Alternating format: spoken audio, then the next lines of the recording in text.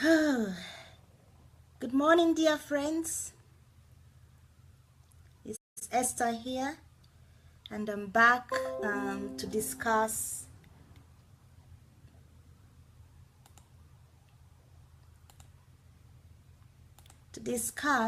overcoming stigmatization for single people. Sorry about that distraction. And today is a question and answer session. Brother Timothy, you're welcome. Brother Daniel, Brother Peter, welcome all of you. How are you? Where are you joining us from? So, welcome. Thank you for joining us. How was your week? You're welcome. Thank you. So, today we are, first of all, a recap of what we did last week. Last week we are looking at, righting the wrongs and, seeing how we can overcome, having negative attitudes towards cross-cultural marriages and relationships. Dania, you are in Machindye. Wow! The network is there, is okay in Machindye. I've been there before. You're welcome. Brother Clark, you're welcome. Thanks for joining us. Sammy, you're welcome.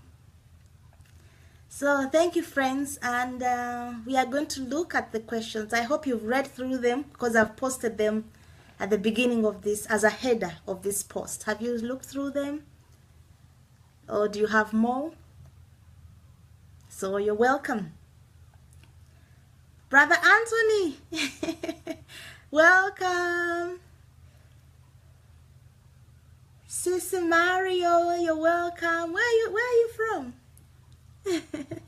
That's a unique name. So thank you for joining us, and I think we should start a few minutes to time, 1 minute to time. So let's wait for others as they join us. So the questions are tough. Lisa, how are you? How was your day? Thank you for joining us. Bless you. Must be maybe midnight your side now. Wow. Thank you for joining us. So, we have lots of questions, and I request you that we all participate. Oh, that's our time.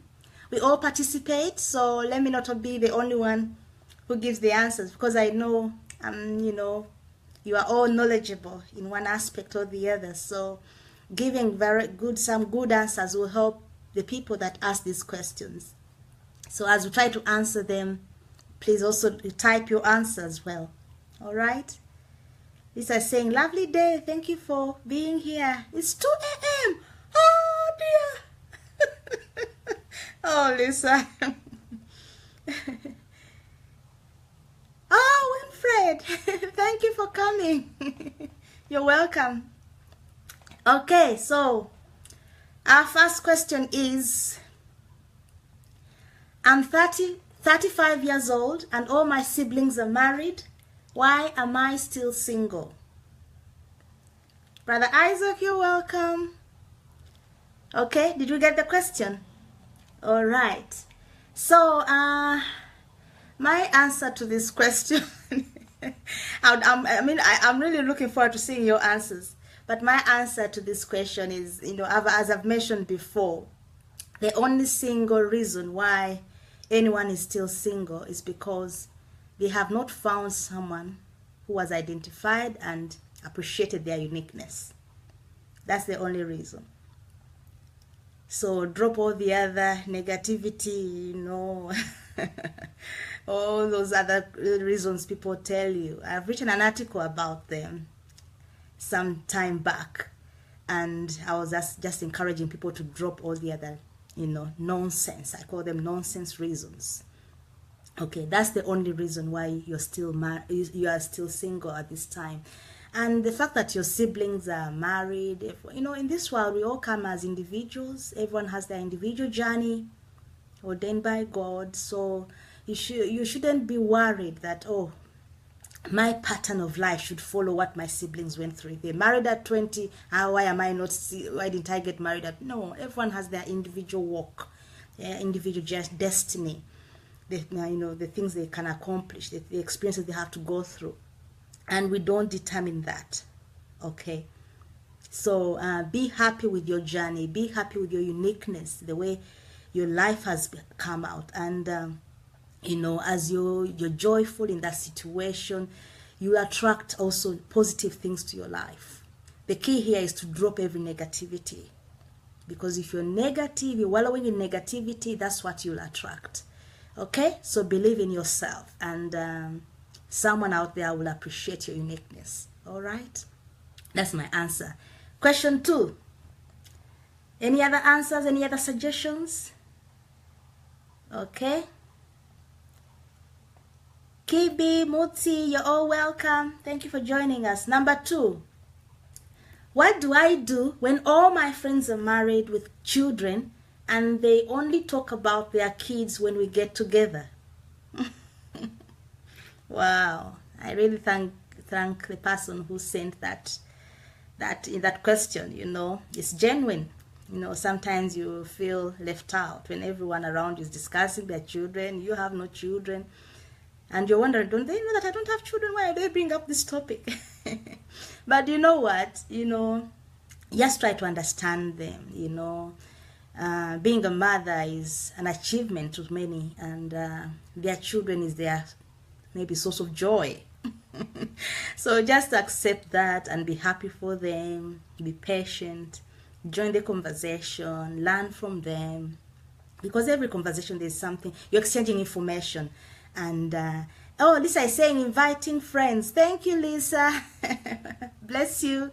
Please invite all your friends, especially single people. All right. So as I was saying in answering to this question, that try to be happy for them. Try to learn from them. Ask questions about motherhood. Anything I try to do or engage in, I want to make sure that I reap from it. So every conversation, make sure you're learning from it. Make it productive, convert it into something, to a knowledge that will be useful to you in the future. And then when you have an opportunity to talk, you talk about the things that give you joy. Of course, they may not be children because you're not married, but maybe you're advancing your career, or you're doing different types of ministries. You're doing live broadcasts. You have this burden. Let them know what gives you joy to, what you've been up to, and you'll be surprised how they'll be paying attention to you, because many times they'll be wishing, I wish I had time to do all that. Oh, she's so blessed she has time to do all that, So every side has a blessing to offer, all right? So I encourage you, don't be negative about it. Try to learn from them and also share what gives you joy. And you'll see that both of you are contributing to the conversation. On the other hand, also, make friends with single people and share your passions. People who have the same passions, or fellow single people, discuss your challenges and encourage one another. So I encourage you to have different types of friends that can fit into your life and build you up as well. So sometimes you also need fellow single people, and so that you don't feel you're alone. All right. I hope that answers your question. All right. The third question is, hello, Brother Kibi. You're welcome. All right. Sammy has put there something that I think for that student, she should watch DSA, that is Dr. Sandra Delager's message on why every woman is a princess. Okay, yeah, that message will really bless you. Okay, so please look up for that link if you ask that question, because I'm not going to mention the names of people who ask these questions. Number 3, my dad is a pastor, so he conducts weddings all the time. This makes me to constantly think about marriage. I want to be content being single and not let the depression of not having someone control me. Any advice from you will be much appreciated. Wow. Anyway, I like the idea that you're always in that environment. You know, your father is a pastor, you're always seeing or weddings, so that gives you an expectation, which is healthy, okay? And you learn a lot. You see different types of weddings, different types of arrangements. So use that opportunity to learn and enjoy and develop your social maturity, make friends, be helpful, you know. Learn from that. Oh, in my wedding I'll do this, I'll do something unique. So take it positively that you're learning, and also don't feel obligated that you always have to attend weddings. You know, sometimes some weekend, take it off, maybe go somewhere, maybe travel, try to find another sort of something you enjoy other things that you do, other things that you like, you enjoy doing, and also that will be healthy for you as well. And also any weekend, take time to be alone with God, because that is a secret that has helped me, because many times we run after people, after events, after things, job after job, we forget to connect with our Creator, who is our source, because that's where you find comfort, acceptance, identity, and that helps you build your self esteem. You know, you get that healing when you connect with Him, you know, and you share, pour out your burdens. When you pour out your burdens, he gives you that peace that you need to carry on. So please don't get discouraged. Be always positive, be happy for others. That's always a good way to overcome any kind of depression. And as we say that okay, you asked that I want to be content being single. Wow. We are going, in the future, we are going to look at different topics, learning how to let go, self-discovery, many topics that we'll be discussing, and even the ones we've done before.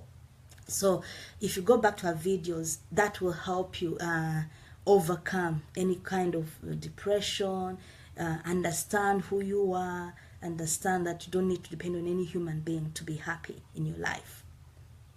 Okay? So I've discovered that, I've said that use those weddings as opportunities to learn, develop your social skills, and also discover single people communities. You know, like on Facebook, there are different communities that you can join and learn from, fellowship. That helps you. You don't have to feel you're alone. Okay? And also reach out to people, follow your purpose, you know, serve your purpose, reach out to people. That also brings fulfillment. You know, you don't have to think about your singlehood. You just think about other people and loving them, fulfilling that needs. Start live broadcast in the area of your passion. That's also another thing that will really help you be fulfilled. And also, yeah, okay, and leave the question of marriage to God. That's always my advice to people, really, because He created you. He knows what's best for you. All right, so leave that headache, I should say, to Him. All right, He knows best. The fourth one is about courtship, and the lady said, "What is the reasonable period for courtship?" Okay, well. To be honest, this is there's no really one size fits all kind of answer that I can give, because you can appreciate the fact that every relationship is unique. What works for one couple may not work for another. Okay, so the only guideline I can say that don't let courtship. You know, courtship is a period of a couple that have purposed into, they are looking to get married. They're looking to, you know, God's guidance in that area, and they're committed on that journey. Okay, so as I was saying, that is courtship as a guide. Don't let it be too brief. Okay, and at the same time, don't drag it for so long. That can lead to frustrations, you know, and all that. And making it so brief is also a pitfall.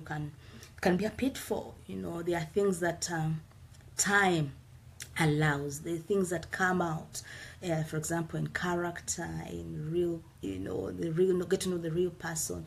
It's only time that exposes that. And when you rush, maybe 2 months, you're already getting married without knowing the person very well. You may find some surprises along the way in the future. So please don't make it too short. What I call short is anything 5 months and below, really. That is too brief, you know. You need time. You need that time to get to know each other very well. Okay, and you can appreciate that sometimes this courtship can, you know, be dragged because of other challenges. For example, if one of the couple is still studying, you know, that's understandable. It can be dragged up, or their career challenges, or their family and health matters. So there are so many factors that really affect. Okay, all right. Is anyone writing something? Robert, Joseph. Joseph, how are you? Thanks for joining us. Okay. Lisa is saying, right, too short, no way to know each other. That's right, Lisa. That's right. And Sam is writing, for the sister who is having a headache about why she isn't married, and that which is concerned with seeing her parents marrying others, please watch various messages of Esther on her YouTube channel. Okay, he's just saying that we've covered some topics that will be very useful to you. So please follow that link, and that will bless you. Okay, and then the next question under courtship was, during that period, what are the things you need to find out from the other person? Okay, during courtship, what things do I need to find out from the other person? So I have a list here, but it's not exhaustive. So I encourage people on the platform to advise the sister as well. During courtship, what things do you think she needs to find out? Please type your answers. But what I wrote here is, that's the time to get closer, develop real friendship.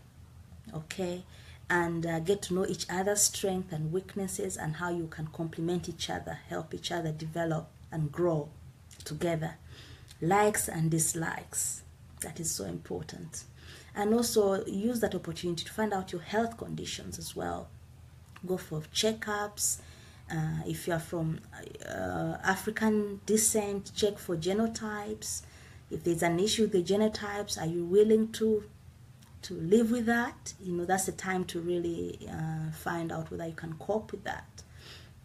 Okay, and also that's the time to go with you for counseling. I believe you have mentors or pastors that over you, and that's a period to go for counseling together, sharing of visions and goals, meeting each other's families and even friends. Yeah, so really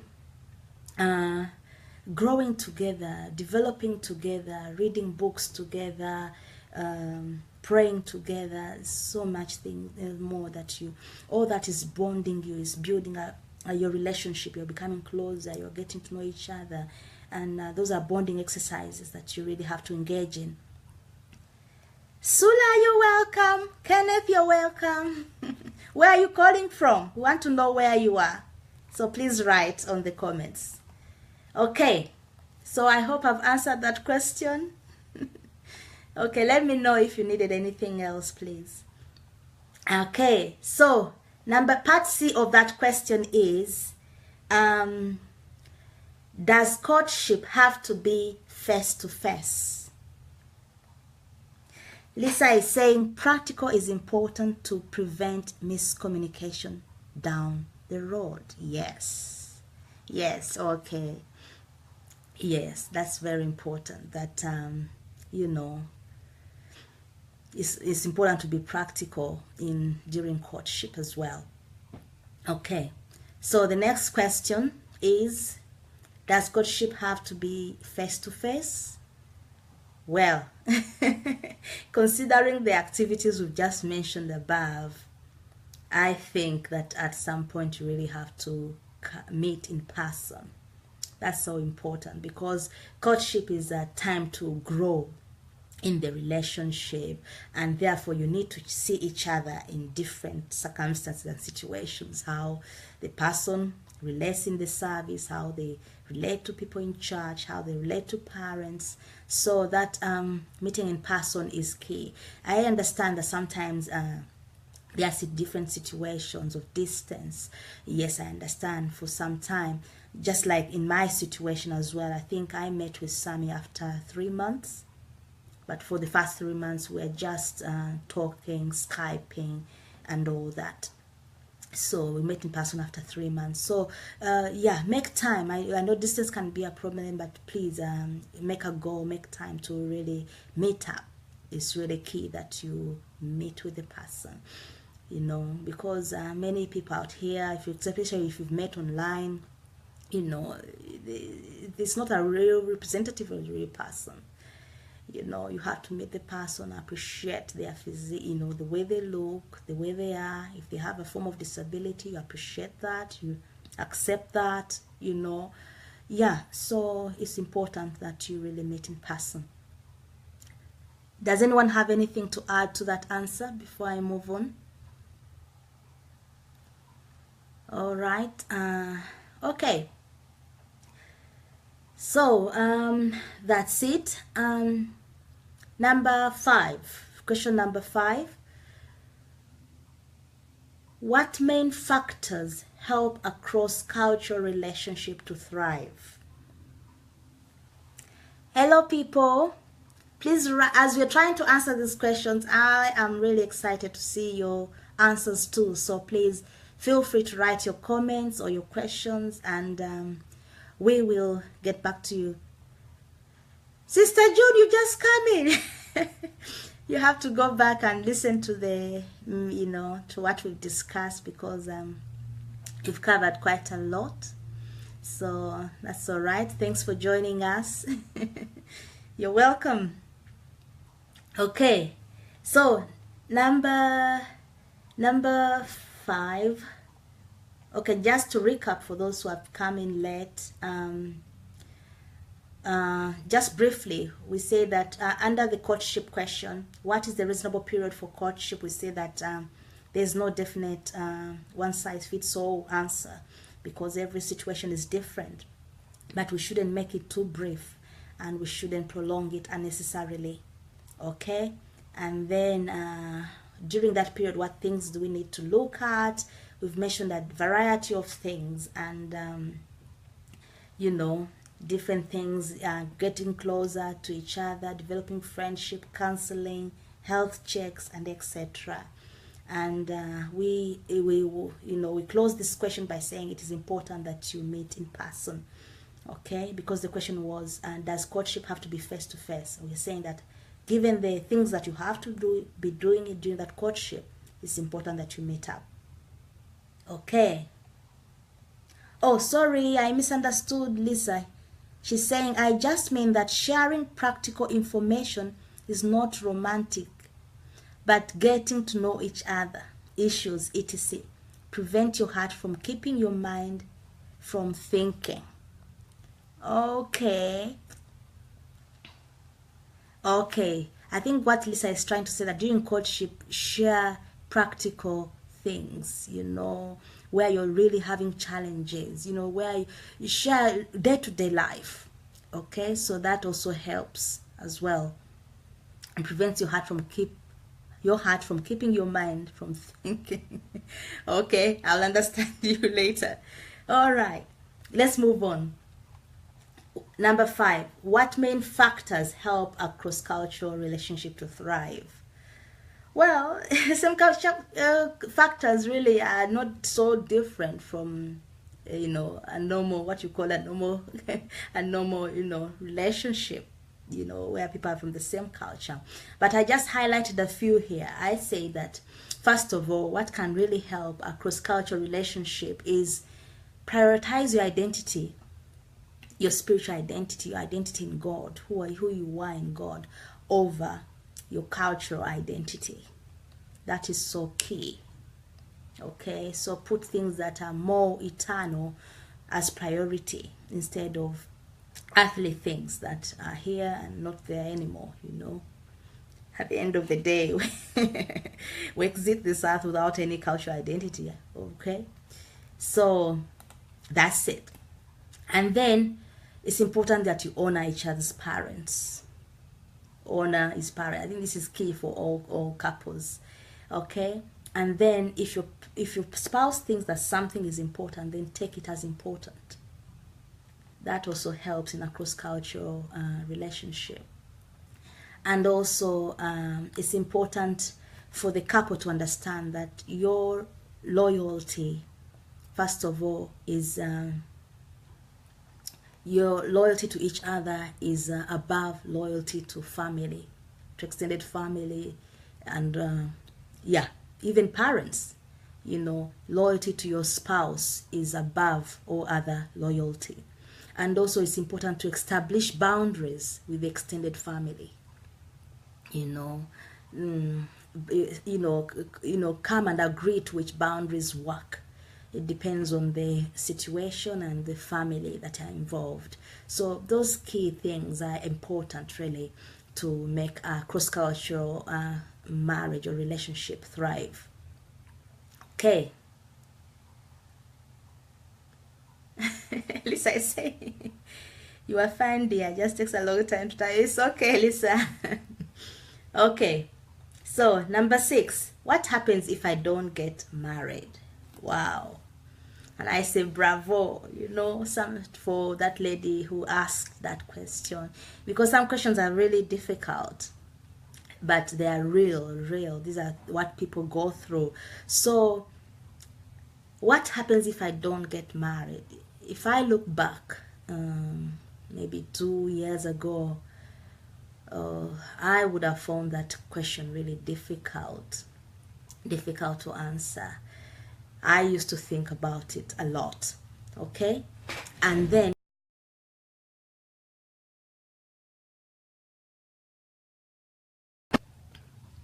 I'm back.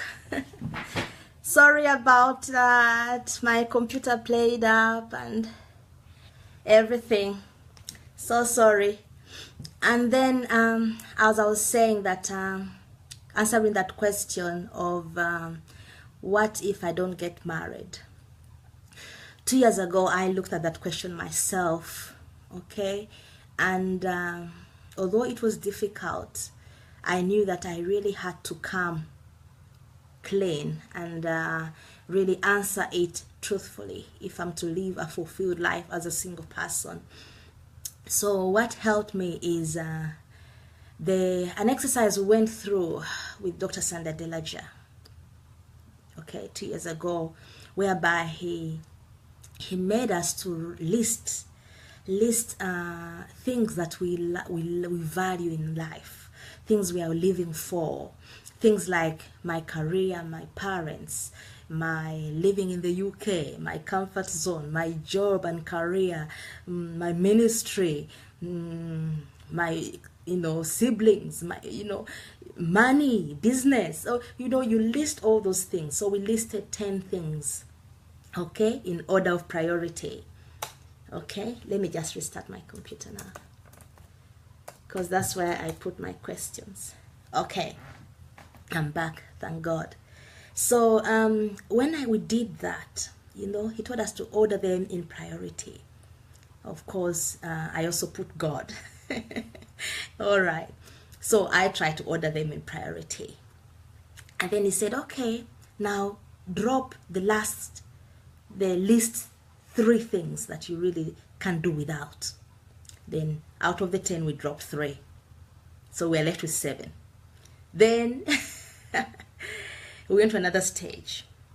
It's difficult sometimes. He was giving us time to really think about it and drop things. And then we went to the next. Out of 7, we dropped another 2. So that leaves 5. Okay? You see the process. Then out of 5, he told us to drop 3 things. Hey! It was a struggle. Because if you have a spouse, children, and out of 5, you want to remain with 2 things. Okay? So who do you drop? Okay, so it really tests you. That's when you realize that actually you've been having gods in your life. Many times we think we are Christians, we have God as priority, but actually he's not. If you really examine yourself, there are things that really take up our lives. take up the place of God in our lives. Okay, even ministry. So I dropped the 3 and I left with 2. Okay, and I remember those 2 were ministry and God. Okay, and the 3rd one was husband. I struggled with that. Let me tell you, I struggled. Okay, but sometimes when you generally do this and God sees your heart, you know, even that scripture that says that you know, if you try to reserve your life, you'll actually lose it.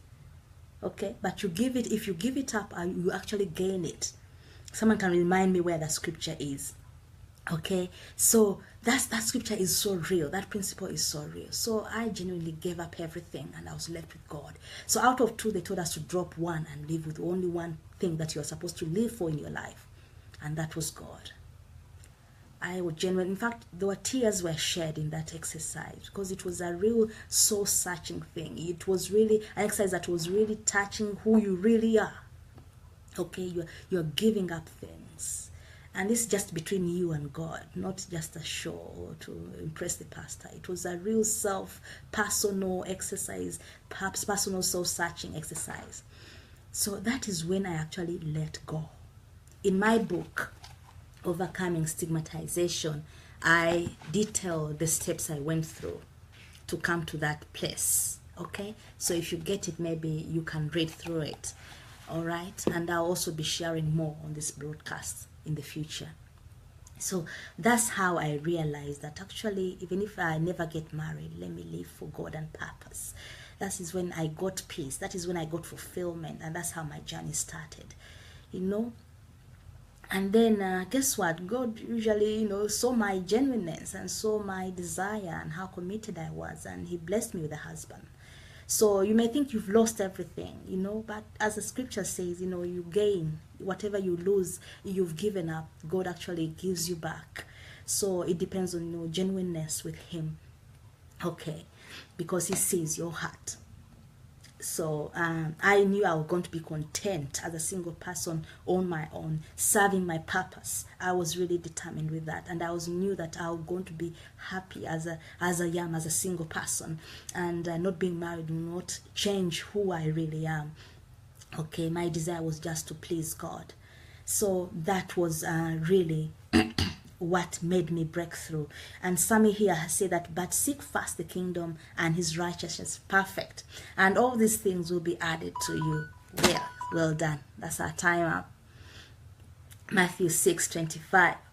That's Matthew 6:33, what Sammy wrote, and Lisa is quoting Matthew 6:25. Okay, maybe can someone write for us the scripture there? That will be helpful. Okay, so the last question, the second last, can I be genuinely happy by myself? Of course you can. As we explained, you know, you just have to put your priorities right, you know, accept and love your status, run and fulfill your purpose. You know, the books that really helped me as well is Who I Am, Why Am I Here by Dr. Sandra Delaja, and another book, Kingdom Driven Life. Those books have the principles you need, okay, the truths you need, you know, to find fulfillment in your life, despite any situation, any circumstances you find yourself in. Okay, so it's possible to find happiness within yourself, and do not rely on another person to bring it to you. Let me tell you, even if you're to get married and you're not happy with yourself, there's no way you'll be happy in that marriage. So it's very key to find happiness on your own. Okay, so many people believe that having a mate will somehow solve your problem or make you happy. They are wrong. Okay, if that was the case, then we wouldn't have so many divorces and marital problems. But if you're not happy with who you are while single, then chances are you won't be happy with someone else. That's so true. Okay. Sammy has written here that, therefore I tell you, do not worry about your life, what you will eat or drink. This was Lisa's scripture. Or about your body, what you wear. Is not life much more than food, and the body more than clothes? Exactly. Okay. So your life that was given to you by God, okay, is worth much more than marriage. Okay, so use it. You know, it's like a loan that was given to you. Invest it and let there be returns, let there be profit, and that you will present back to God as your fruits of your life at the end of your journey. So that's very key. And Sammy has written, you can also listen to DS's message, Who Am I? Who am I? Okay, he has brought the link there. So thank you, Sammy. That is so helpful. Thank you. For the person who asked for this question, please follow those links and you'll be guided more. Okay? And then our last question is, I'm sorry I'm running late. How can I take full advantage of my life, of my single life? I love that. How can I take full advantage of my single life? Okay? Because I'm planning to write a book about benefits of being single. And this is one of the aspects that I'm really enjoying to share with people. So I just put a few points that I'm just going to read out. Realize your self-worth and value by connecting with your Creator and establishing a more intimate relationship with Him through regular personal relationship and retreats. Okay? So what you can use with your time, that's the time you're free to take retreats at any time. No restrictions. No one is demanding for your time. And actually, please try not to be enslaved in church, okay? Or if you need to get away, excuse yourself. And then be alone with God. That is so key, okay? Because we can be so church activity minded and then we've lost contact with our Creator. We are just there to meet up with programs and show people that we are committed or we are available, but actually we've lost touch with the one who is priority in our lives. So that is so key, okay? And then your bond with Him should supersede any other bond with people, work, and things. So use this time to bond with God more than any other relationship in your life. Okay, and then discover the beauty of being single. First of all, you have more time to do things you love. You know, take this opportunity to travel, see places, enjoy yourself.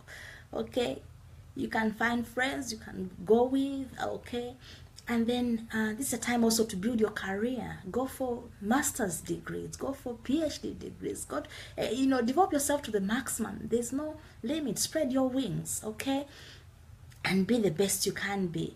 And then, because this is the time you have, no one is demanding for your time. So please develop yourself and then serve your purpose. That's so key, because it's only that purpose that will bring fulfillment in your life, not any other thing, not even marriage. If you're working in the purpose of God for your life, that will bring so much joy if you really understand it. Okay, so live for purpose, serve your purpose, and then become the best person you are in that purpose, and use your time to produce products. Convert this time, do live broadcasts that I'm like I'm doing. Maybe have an area of your passion and reach out to people. Okay, Facebook, everyone has a platform, has space. You can't say, oh, everyone is doing broadcasts, I can't. No. There are billions of people here, so everyone has a portion of people they can reach out to. Just discover an area of your passion, how you can help people, and start talking to people. That brings so much fulfillment. And if you're not a talking person, then write articles, do blogs. Okay, you can also do videos if you are person, videos about on YouTube, on Facebook. All that is reaching out to people. So expand yourself, expand your skills, learn new skills, get new ideas, research, be an innovator, an inventor, start businesses. And also, this is a time whereby you're not spending much, so it's easy for you to save a lot, save financially, money that can be used as capital for different projects. So this is a very good time for you to save, because your expenses are not so that much. And also continue to equip yourself with knowledge. Read books. I try to read a book a month, but if you can read more, do that, because no one is crying, mommy, oh, I need you or something. You have all that time. And what I love about it is that enjoy your bed. Sometimes we take for granted. Enjoy your bed. You can sleep anyhow. If you're snoring, you can snore without anyone complaining. That's a by the way, anyway. I just want to make you laugh. Okay. Okay, Lisa is writing. Yes, begin to explore your calling. Perfect. You don't have to wait for a partner to be whole. True. Be healed, be whole. And if you have, maybe you've gone through a series of broken relationships, make sure you seek counseling, especially from psychology, so that you can really healed. There are some things that really, only with the skills of those people, professionals can help us. So on top of prayer, please go for that as well, so that when you come in a marriage, you're healed totally and you're not carrying a lot of baggage. Sam is saying, pursue your calling and the kingdom of God. Read DS's book, Kingdom Driven Life. Thank you for the links. So please, the person who asked that question, that's a link for you. It will be very helpful. Okay.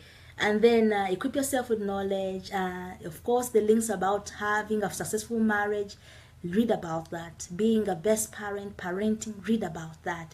Read about the differences between men and women, all these things, especially all the teachings that we've learned from DSA on the sundaydelajablog.com are very useful for you. So please reach out there and equip yourself with knowledge. So in that way, you are making yourself, rich. You are enriched with knowledge. You are not in darkness at all, but you're in the light. And any challenge in marriage, you're ready for it. And that is the best place to be, really. Okay, and another thing, be a role model and a mentor to young people. Let them know that, demonstrate to them that singleness does not stop one from becoming happy and fulfilled. Okay. So that is so key. Develop yourself into being a hot cake, because let me tell you, no one wants to get married to a problem. Okay? So if you're a type who is very emotional, you have to be emotionally mature, socially mature, psychologically mature, even financially ready. So this is a time to really build yourself, invest more. Especially if you're a man, you're building your financial pulse. Make sure you're ready to, to provide for your family. Do you have a house? Do you have a vehicle where you transport your family? If your children come, will you be pulling them, walking on the streets? No.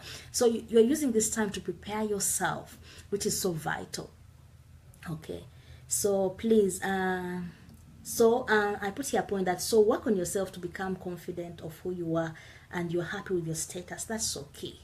Okay, self-sufficient in all you do. You are able to look after yourself. You are financially independent.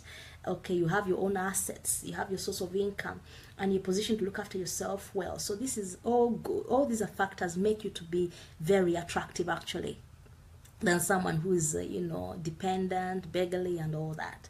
So please, my time is up. I'm sorry for taking you so long. So I hope this will be helpful. Thank you for sending in your questions, those who did, and I hope that the answers I've given will be able to help you. And also the links we've given you will give you even a fuller answer. So let me know how you get along. If you want me to clarify on something, write to me again. Lisa is saying, right. Be the person you would want to be with. Be the person you would want to be with on every level. Exactly. If you want someone who is good, financially stable, then be that person. All right.